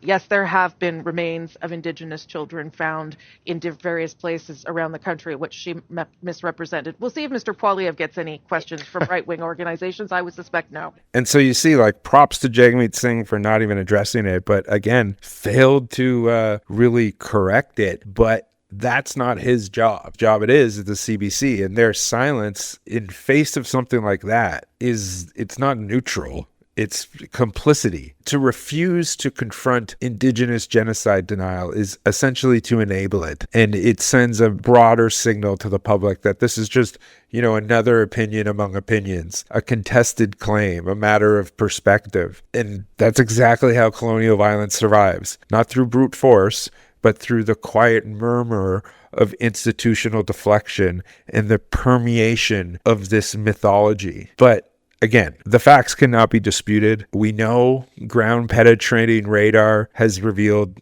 numerous unmarked graves, oral histories corroborated systemic abuses and disappearances, numerous Indigenous residential schools. The Truth and Reconciliation Commission confirmed over 4,100 deaths, with that number being far higher. Okay. But these people will not be satisfied until they dig up the bones of these children. And this is the thing, is that they're going to get their wish. And this is why they're doing it. Okay. Because the more that Canada is developed, the more that there's going to be bodies that are going to be dug up in places that were either former federal lands or former church-owned lands that get developed, especially where I live here in Montreal. This is going to be something that I'm going to cover extensively in some other content that I'm doing. But the point of all of this is, Sue-Ann Levy, National Post pushed far-right Indigenous genocide denial. It's essentially real estate developer propaganda. It serves multiple purposes, but the reason that it's getting backed by big money, by lobbyists, is because the point of it is to sow doubt, so that the more that they develop in places that haven't been touched in Canada, in the places that there are these unknown mass graves and things like that, it'll sow doubt and it'll be easier for them to cover it up. And this is the thing, is that the CBC just sits back and allows it. And it's absolutely disgusting. The CBC really, at least it often markets itself as this bastion of objectivity. But I got to say, objectivity in the face of settler colonial violence and overt fascism is not neutrality. It is the ideology of the status quo. It is what has allowed powerful institutions to perpetuate harm while insisting that they're just reporting the facts. And essentially what it ends up happening is that the CBC really just serves as this arm of the state to push the politics of the country towards the right of center, while maintaining this veneer of liberalism. And it's a perpetuation of very much the same colonial underpinnings that make up this country. And these debates on Wednesday and Thursday night were a perfect example of these issues. And the national media and the state broadcasters, their willingness to ignore or minimize the significance of such a statement being said on national airwaves. And by doing so, it serves to maintain that colonial footprint that this country was founded on. It's what lets them broadcast a debate, which no one in the discussion of pipelines and indigenous sovereignty, at no point did anyone mention the RCMP's violent suppression of indigenous land defenders. And then they call it a balanced discussion. And in these types of moments of crisis, the role of the public broadcaster should be to clarify, contextualize, and to confront like outright falsehoods. And the CBC did none of those things. They just sat there, remaining completely silent in the face of active, harmful disinformation. It chose like impartiality over the truth, decorum over justice, and cowardice over professionalism. And again, the choice is not an individual journalistic failure. It is a moral, systemic one. It is about the entire ecosystem that the problem permeates out of. It is the white settler consensus that defines what is quote unquote legitimate politics. And it is emblematic of the broader pathology in Canadian political life, this pathology that needs to avoid discomfort and remain impartial in the face of, dangerous extremism, violent extremism, hateful extremism, and to uphold that illusion of civility, that Canadian place of being polite and civil and reasonable, that idea of a democratic and fair debate when the floor is completely let go and it's just turned into an outright clown show. But this is that sleepwalking. It's the left-right fascism. It's what happens between a status quo liberal and a further and further extreme far right. And that's what the political framing is right now between the liberals and the conservatives. And this is the conditions that are created when, the national broadcaster sees indigenous genocide and a historical footprint both being denied and happening directly in their face. And they just sit there and do nothing. They remain impartial, and they treat themselves as the victims of this fascist creep when they are the ones who create the conditions to this to be allowed to happen. And it's just ridiculous. It also treats this like what they're calling like the rise of fascism, the rise of, violent extremism. What they will even say themselves is this dangerous political climate as it creeps more and more and gets more and more extreme.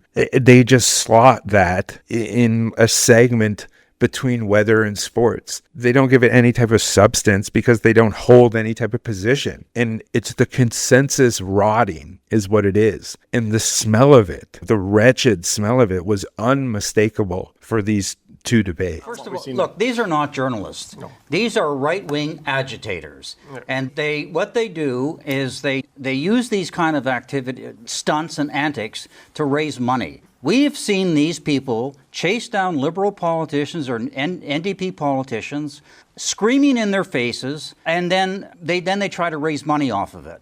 But when they go to deal with Mr. Poilievre, they're like little puppy dogs. Hello, Mr. Poilievre, very nicely. And it is a disgrace to have these people pretend that they're journalists. We all work for different organizations. Some of ours may have editorials maybe lean to the right or to the left or in the middle. But the journalists themselves conduct themselves honorably and try to be as fair as they possibly can. These are not journalists. These are people who are political partisans who try to raise money because of what they're doing with their right-wing antics. That's simple it is. And so what happened with both these debates really underscored this continued shift that we're seeing in the country's media landscape. Obviously, most notably highlighted by the inclusion of Rebel News, which is essentially like Canada's answer to Alex Jones's InfoWars. And so this move is not just controversial, it's very emblematic of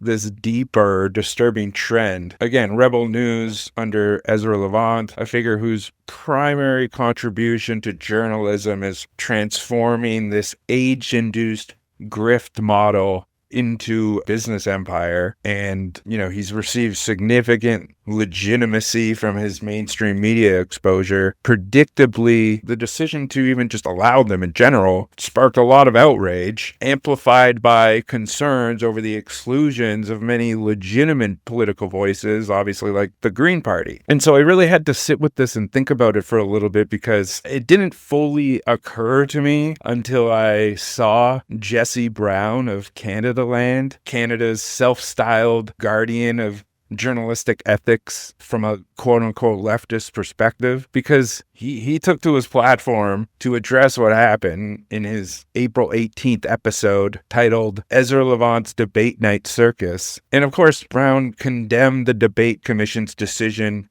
not simply just for elevating Rebel News, for ostensibly muddying journalistic standards, is what he said. And he argued that forcefully, and then with that, along with a very long tweet thread diatribe, Jesse Brown has argued basically for a return to what he called first principles of journalism, objective reporting, divorced from explicit advocacy. And for Jesse Brown, the inclusion of outlets like Rebel News threatens the public discourse by legitimizing misinformation and extremism. And obviously, to a lot of people, at first glance, what Jesse Brown seems to be saying is accurate. It's very much like what I was just saying a second ago about Rebel News and CBC's inability to take a stance and allowing space for this encroaching extremism within media. And so obviously, for anyone on the left who wouldn't oppose giving airtime to blatant right-wing extremism and right-wing media disinformation. But if you just take 1 second to think about what he's saying here and scratch beneath this veneer of parent principled left of center social democrat media figure, you quickly see something far more insidious that's lurked right beneath the surface here. Jesse Brown's insistent on a rigid divide between journalism and activism is not a neutral stance. It serves a specific ideological function, and that's weaponizing journalistic ethics to silence actual, genuine activist journalists by subtly equating anti-imperialist, anti-colonial, real activist journalists with equating those types of people with confrontational, reactionary type of old Sun Media and now Rebel News folks, agitators, etc. Equating the two. Eve Angler is a great example of this. He's very much known for unapologetic confrontations and disruptions with various Canadian political figures, including people within the Liberal Party of Canada. And I first really became aware of what Jesse was doing here in September of 2022. There was some type of far-right convoy activist who confronted Chrystia Freeland in Alberta, not in any type of violent way, but loudly and bombastically. And in an episode of Canadaland, Jesse Brown quickly labeled this confrontation as harassment and effectively managed to subtly lump in people like Eve Angler and other fellow activists into the same category as these far-right agitators, far-right provocateurs, who generally seem to represent a threat to public safety. But I would also contend that many of those people are known to the police, known to the security apparatus, and are essentially allowed to do what they're going to do because it serves the Liberals' purpose because of both of these things. It's a multi-pronged type situation because you externalize the far right by making the status quo ruling party seem more palatable because they're more quote-unquote normal and less extreme, while also equating these very reactionary far-right crypto-fascist media figures who pose as activist journalists with real activist journalists who have principled stances against colonialism and Canada's complicity and atrocity in their geopolitics and things like that. And this framing isn't isolated, right? It is indicative of a deliberate rhetorical strategy to delegitimize activist journalism under this guise of ethical neutrality. And this really, again, this radical centrism. And herein lies the crux of the problem with Jesse Brown and his approach to all of this. By setting up journalism and activism as irreconcilable opposites. He creates this false equivalence that not only distorts reality, but actively enables essentially what is the criminalization of legitimate dissent through journalism. Because activist journalists, people whose work directly challenges the power structures rather than parodying established talking points like Canadaland does, those authentic activist journalists become collateral damage in this rhetorical maneuver that Jesse and Canadaland and many other media figures partake in. And this vision effectively places progressive and anti-colonial journalists who support liberation causes on the same footing as people like Ezra Levant, in the same type of reactionary circus, which again really only serves to embolden the far right and these radical liberals, and in doing that, legitimizing state crackdowns against authentic leftist voices. And again, there's more than just Jesse Brown that does this, but this positioning aligns, in a very disturbingly perfect way with broader historical and political dynamics that have always been at play in modern Canada. The media landscape, especially partisan mainstream media figures, right? They operate in a framework of like literal political kayfabe, like professional wrestling. And it's all like driven by this manufactured outrage and performative confrontation. And what you see essentially is that far-right agitators mimic the same left-wing confrontational tactics.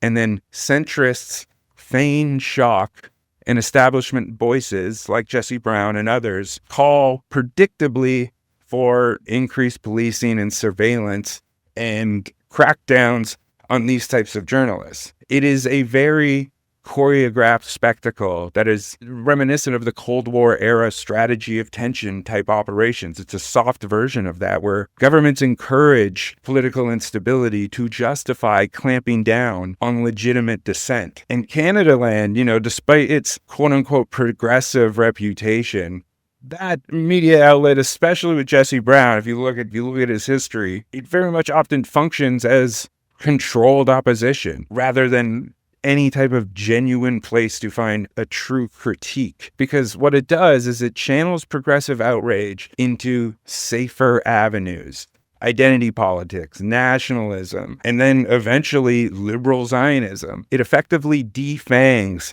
systemic critiques of the Canadian state and channels that outrage towards more acceptable narratives, and narratives that can be used in the common political discourse, right? It is used as a conduit for more radical critiques and then brings them to a place that is more acceptable, rather than having like a genuine challenge to the establishment. Oftentimes we see media figures and media groups like Canadaland reinforce the authority of the state and divert attention from any type of real structural critique, and instead move it towards more superficial moral posturings. This is not merely theoretical either. Like Jesse Brown's rhetoric has very tangible, dangerous consequences, because this kind of superficial objectivity provides intellectual cover for these types of centrists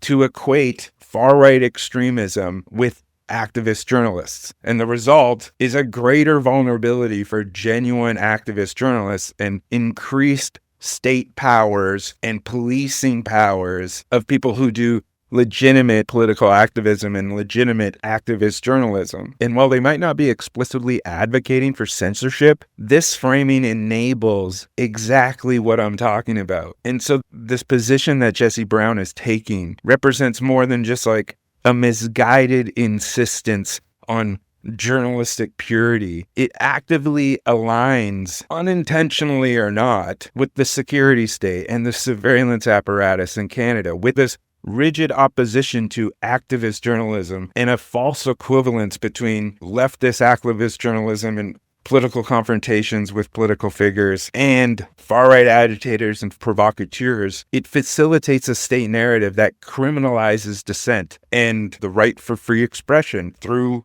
journalism. And it works because Canadaland, because of its reputation as a quote-unquote left-of-center liberal media organization, right? He's able to position himself as journalism's ethical arbitrator. And in practice, he's aiding the very structures that he's claiming to protect the public against. And so this alignment and the way that it is expressed through this kayfabe of political spectacle, it very much benefits two groups. It benefits the far right because they gain legitimacy through these false equivalences. And then the Canadian state, which uses these equivalences to justify suppressing genuine activism. Jesse Brown, whether he knows it or not, is playing right into the larger strategy that undermines democratic discourse, freedom of the press, and meaningful political dissent. And their inclusion in these types of political media events, it might initially appear like a principled stance, but the deeper ideology at play here is positioning itself against something. And in doing that, it is profoundly damaging because by lumping authentic activist journalists together with far-right extremists who continue to be more and more extreme and using that equivalence under the same condemnation umbrella, you're enabling dangerous precedents that ultimately protect power. And it also fails the question of how someone can have an objective understanding if something is harmful or not, if some type of journalism or some type of media is harmful or not, or if it's coming out of a place of good faith, right? And that's the thing, is that the real danger in this is not the far-right media in itself. It's the systemic erosion of legitimate dissent and how it is being facilitated by voices like people like Jesse Brown, because the more and more that you have people that are masquerading as activist journalists who are less and less principled and more reactionary, what it does is that it serves as an equivalence to people who are principled use their journalism as a mode of activism. And so by using that rhetoric of neutrality to try to reinforce an overall conformity and silence of anyone who has a true principled radical critique, you're just serving the state's motives, whether you know it or not. That's what you're doing. And that's what Canada Land, that's what Jesse Brown, that's what many other people in this, like the radical liberal media sphere are doing. That's what their function is, whether they know it or not, that is what is happening. So if you're going to critique, CBC and just the general liberal media apparatus for allowing these types of, far-right bad faith actors into the discourse, just make sure to understand what that discourse does and who it serves. And so I only realize this part that I'm explaining now after how I saw other people were reacting to what was being said in the media. So just be on the lookout for that is basically my point. But first, tomorrow's French language debate was facing that tough competition for TV viewership. The Montreal Canadiens are playing their final regular season game, and it could be their last chance to clinch a playoff spot. So in true Canadian fashion, the debate's being moved up by 2 hours to 6 p.m. Eastern. Liberal leader Mark Carney acknowledged the competing events earlier today. I'm going to concentrate on neither attack nor defense, but I will focus on transparency to inform those Canadians who choose to watch the debate instead of the Habs game. And we'll leave it to the Habs to decide the right combination of attack and defense over the course of the grand match. But this was no laughing matter for Bloc Québécois leader Yves-François Blanchet. He, along with the NDP leader Jagmeet Singh, were asking for the debate to be moved. I would like anybody else, to watch the game. But now I believe that some questions are very serious about Canada's future and Quebec's future, and maybe some attention should be given to the debate. If the date can be changed, let's do that. I will, of course, make myself available at any moment. All right, so let's wrap this up by talking about what everyone wants to talk about heading into this weekend, and that is the Stanley Cup playoffs, because we have to absolutely talk about it. 5 Canadian teams are in: the Leafs, the Habs, the Sens, the Oilers, and the Jets. This is where people's minds are at in Canada, and not because they don't care about politics, because this is like the grand scheme of politics in Canada. I was going to do an episode on this during what was the Four Nations Cup, when Canada won the Four Nations Cup just shortly after Trump took office. And depending on what happens happens in these playoffs with the Canadian teams, because that probably that same type of Canada nationalism is going to be brought back up. And so I might do a whole discussion about this. But yeah, it's essentially like how hockey and politics in Canada, they go hand in hand because of that aspect of the game. And you can see, like, when the NHL, I made sure to check right away, when the NHL put out the playoff schedule, no Canadian teams are playing on the night of the federal election on April 28th. And that's more than a civic-minded move to bolster democracy or television ratings, but it's a polite nod between these two institutions that both know exactly how this country runs, and that's on vibes, on ritual, and on just enough nationalism and regionalism to keep people sedated, but also like politically activated in like a certain type of tribalism. The Canadian state knows that hockey is the real Canadian civic duty, the real, mass religion, and hockey knows its place in the state apparatus. The beautiful partnership, really. The French language debate was rescheduled 2 hours earlier to accommodate the Montreal Canadiens game. And if they won the game, all they needed to do was to get a single point and they would advance to the playoffs to play the Washington Capitals. So yeah, electoral participation bows to the sacred slap shot. And honestly, you can make a case that the viewers probably got more emotional catharsis watching the Habs clinch the playoffs than, listening to Carney or Blanchet wax poetic about Canada's sovereignty. Politics in Canada has become absolutely indistinguishable from a televised event. There's a puck drop, there's a face-off, there's color commentary. And at the end of the night, the scoreboard resets and essentially nobody's life changes. And the leaders' debate functioned exactly like this. We had a cast of characters, the charming technocrat, the stoic populist, the scrappy underdog, and the regionalist off in the corner. And we watched them perform. We clapped for the big hits and we booed for the flubs. And then we went home. And I know it all sounds very cynical, but good, because the cynicism is rational in this context. That's where we're at, a very deep, cynical moment politically and just in our reality as a whole. And it's not because voting is going to change anything. We've become nihilistic and apathetic to it, because it's the effectiveness of such a thing has become completely diluted into this ritual of spectacle. And so when every party accepts the same economic structure, when every debate ignores the horrors on our streets and the genocidal policies abroad and the colonial violence on the land to which this country sits, when every news anchor just smiles and nods through a segment on it being normal that butter costs $9, it's like, what the hell are we doing in this country? Even the debate structure, it just reinforced that spectacle. The leaders were at never any point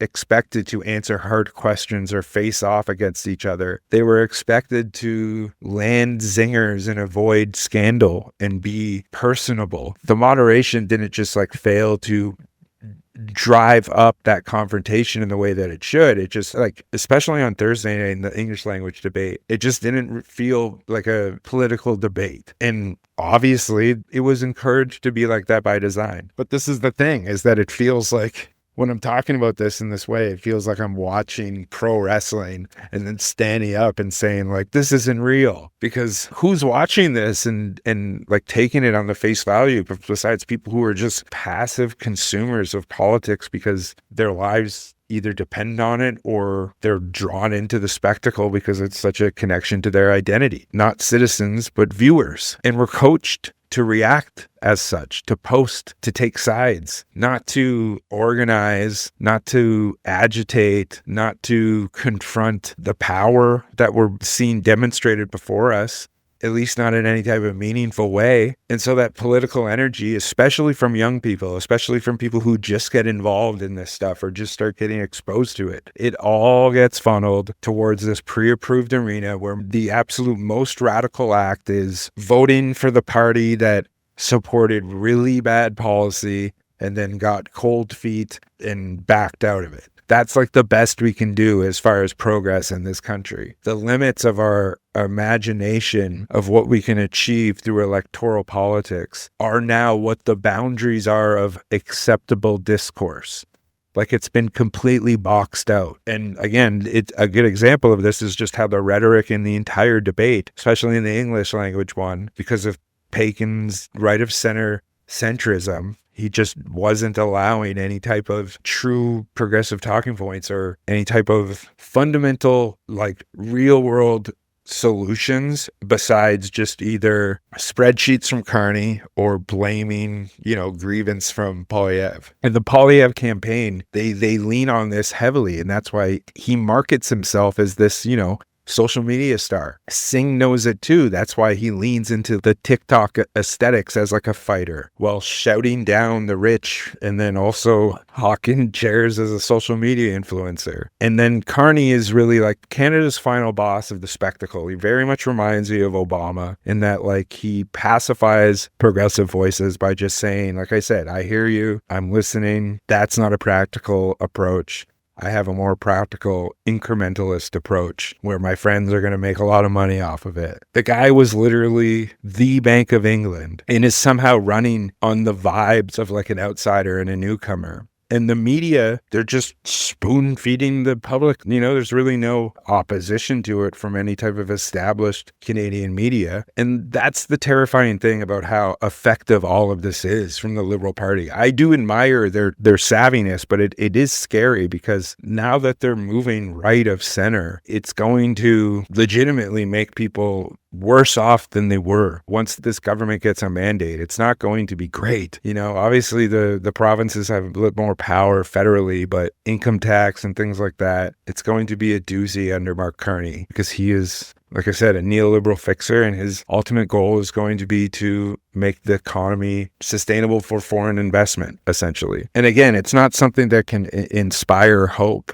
because if you explain it the way that I just did, all it does is sap the will out of you, because everybody sees it, and the instinct is either to pick a side or just tune it out because of apathy or nihilism or exhaustion. And both sides really respond to serve the system, obviously, even the left. And that's why I end up most of the time, even in an ironic way and even in not, siding with the bloc into many of these issues, because the nationalism of the bloc creates a scenario where at least one party is it's being demonstrated. There's like a universalist approach to it where you can demonstrate, right? Like this is how easy it is. And obviously, again, Quebec is a very unique position, but it's not even just that. It's about being able to understand the political dynamic of the country and then moving within it rather than trying to dictate it yourself, because you can't do that. The only way you can do that is with mass politics and the will of the people. And that's absolutely what they don't want. They don't want for the people to break that fourth wall of politics and realize that this whole thing it's as fake as a widow's smile. As I said, it's kayfabe. It's not real. It's a shitty B-list movie. The sets are cheap, the script is recycled, and the producers are all the same washed up parasites who put out slop for passive consumption. So yeah, hockey. I have to just say hockey because it's this element of the team, this element of like everyone's on the bench with you, the whole country or your whole tribe is on the bench with you. And it just feels very much the same. We consume it very much the same way. We cheer for it the same way. We also we cheer for it, but we're also critical of it. You know what I mean? I always compare like the NDP to the Leafs, or they just always let their supporters down in the worst way. And ultimately, it's the same. You cheer for your team, you yell at the refs, and then you get disenfranchised. And then the cycle comes around. You give up hope, and then the cycle comes back around, and then you jump back on when it looks like there's just a little bit of a chance. And we're going through that right now. But the difference is that no one ever told you that winning the Stanley Cup was going to make your life better. But we have this weird, just the way in which it's such an idealist way of understanding politics, that even if the people that we want to win, that is a moment when the struggle starts, not when it ends. And we're just so confused about that because of just the way that we consume politics. It's just very fucked up. All right, so here we are, 2 debates, 2 languages, 4 party leaders, an entire media class that just broke out into a depraved spectacle. And what are we left with in the wake? Nothing. Nothing that has any type of substance, nothing that shifts the material conditions of people living in this country, nothing that fundamentally challenges the structure that produces inequality and social alienation and state-sanctioned violence. If anything, these debates, like I said, it's a perfect microcosm. It's a perfect portrait of the entire state of our politics, of our media, of our society, of just the decay of it all. A state, a media, a society that is rapidly losing its legitimacy, but still insists on dressing it up and making it look like everything is fine, while the collapse is just worsening. We saw the leaders walk on stage essentially like they were applying for a managerial position in a collapsing corporation, offering these very slight incrementalist tweaks and, putting up, almost holding on to very identical operational manuals and standard operating procedures. Carney wants to manage the decline with competence, where Polyev wants to manage it with grievance. Singh wants to manage it with empathy and ideals, where Blanchet wants to be the manager of a different store entirely, as he should. But the franchise, the corporation, is already out of money. It's already going bankrupt. It just really hasn't finished the paperwork yet. The transfers haven't been complete. And so there's really no vision. There's no underlying system that could emerge, challenge the decay. Everyone is just along for the ride as the decay gets worse and worse. And this extractive state of end-stage capitalism, there's nothing there to confront it, to dismantle it, to dismantle the same settler colonial underpinnings that this country was founded on, or confronting our role, as an accessory to global imperialism and an ongoing genocide. Like I said, there's barely a whisper of, police brutality or state violence against indigenous peoples and First Nations in this debate. There was no real mention of the grinding immiseration of people's material conditions, because those things really aren't on the ballot. They're not allowed to be. And look, I feel like every time I do one of these long introspective episodes, it ends with me saying, hold out hope. And I think that's just my instinct. My instinct is to say okay, maybe this one will be different. Maybe things will come together. Maybe Polyev will implode in the face of Donald Trump taking power. Maybe anything will change, and maybe it will break away to be in our favor for once. But the thing is that hope of that nature without any type of material analysis is really just cope. It's not hope, it's cope. But I don't think what I believe is cope. It's just being materialist in a very cynical world, in an end stage of capitalism. And the debate really highlighted dark and at times theatrical forms that this system is expertly designed to give us just enough aesthetic variation to maintain that illusion of choice, or that illusion that things can get better, and it can be established without ever having to risk creating the conditions that would make it so that wealth and resources could be redistributed, because that's not ever on the table. And that's why the real function of these types of political spectacles isn't to persuade anyone or to inform people. It's to act as an anesthesia, to give people that sense that something is happening, that politics is alive, things are moving and functioning, they're moving in a direction, even as the decisions that shape our lives are happening increasingly outside of the political arena and outside of the accessibility and accountability of the public. It's not happening in the House of Commons. It's happening at corporate summits and in boardrooms. It's happening in the halls of these government buildings where these parasitic lobbyists are lurking. That's where it's happening. It's not happening where we can see it. And that's, we're living in the product of that. And we're supposed to just enjoy living in the product of that. We're meant to tune in, passively consume, pick our favorite character, and perform the civic duty of the illusion of choice. And that civic duty is essentially by engaging in this tribalist warfare of ideas, either in person or online. Well, none of the actual material structures that we're talking about even budge a little bit. That's the game that we play. And again, unless we're willing to break with that system, not just as like individual groups, but as a collective. And I know that sounds very cheesy, but it's true. And that's done by obviously not treating these types of elections and these types of political spectacles as like the margins of our political imagination, of what can determine our lives. Because once we realize that there's so much more beyond what we're being given, that's when we can really see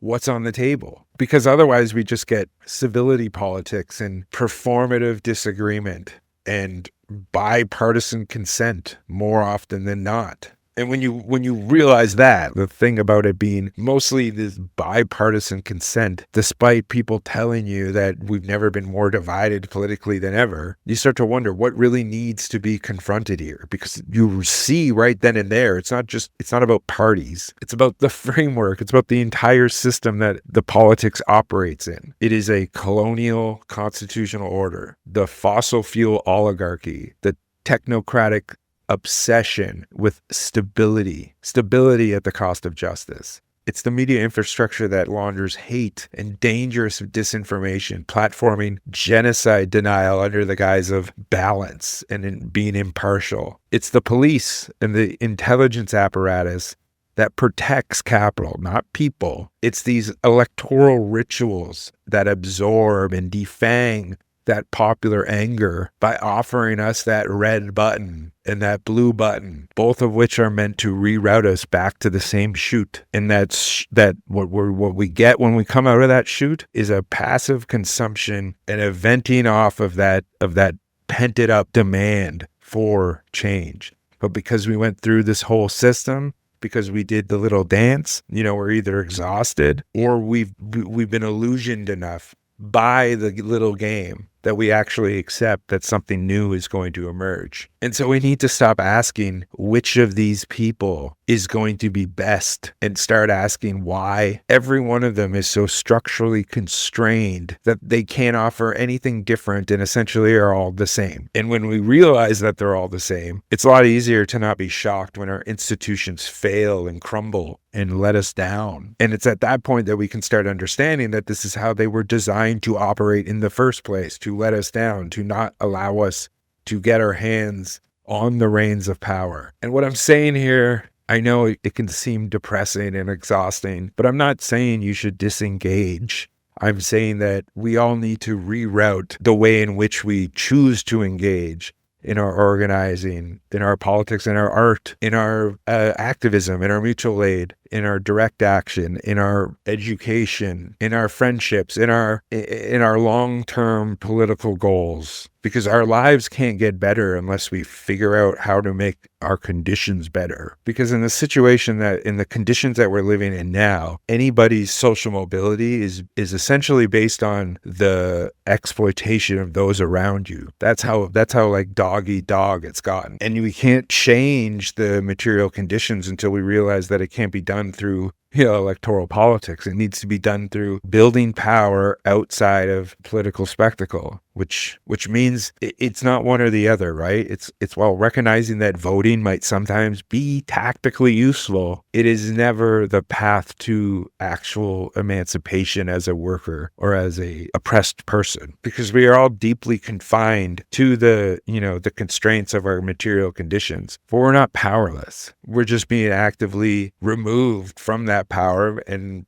we don't even know what that power is, essentially, because it's never been demonstrated to us in any type of meaningful way that's, at least in our lifetime. Because anytime that it's come to the point that that's been able to get done, that radical urge towards grabbing power is being demobilized by performance and by that like ritual of care and the illusion of choice. And it's in the media the media in these types of political spectacles helps reinforce that pacification. And then we begin to get gaslit by these institutions that claim that they're being impartial while still advancing the interests of the ruling class that's trying to reseed power, just as it's slipping out of our hands and we don't even know it, because we don't really actually know what it takes to get progress, because we're so stuck in this like moralist framework that we're never able to actually do what's needed to be done. So yeah, I went on a weird tangent there, but yeah, my point is that you should be skeptical of everyone on that stage.